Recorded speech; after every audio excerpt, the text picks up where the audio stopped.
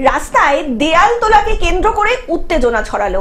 দুর্গাপুরের ফরিদপুর ব্লকের ফরিদপুর থানার গোগলা পঞ্চায়েতের রশিকডাঙ্গা গ্রামে বাড়ির দেওয়াল তোলাকে কেন্দ্র করে উত্তেজনা ছড়ালো। স্থানীয় সূত্রে জানা যায়, বাগদিপাড়ার জৈনিক ব্যক্তি এক গলির মুখে দেয়াল তোলার কাজ করছিল। দেয়াল তুলতে বাধা দেয় ঢাঙ্গরপাড়ার লোকেরা।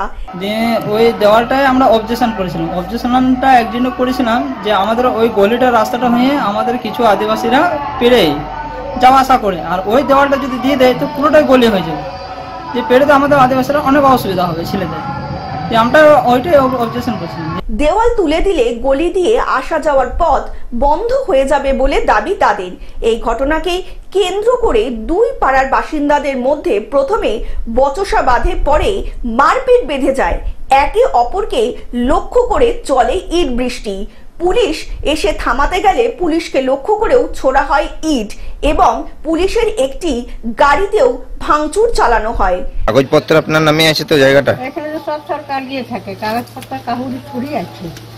এই জায়গাগুলো সরকারি জায়গা? অবৈধভাবে বাড়িয়েছেন? হ্যাঁ, অবৈধভাবে বাড়িয়েছেন তো? পাণ্ডবেশ্বর থেকে সুকান্ত বাগদির রিপোর্ট, গ্লোব নিউজ। এখন থেকে গ্লোব টিভি দেখুন আপনার স্মার্টফোনেও। গুগল প্লে স্টোর অথবা অ্যাপল স্টোর থেকে ডাউনলোড করুন গ্লোব টিভি লাইভ অ্যাপ। এছাড়া জিও টিভি অ্যাপ থেকে দেখুন গ্লোব টিভি লাইভ।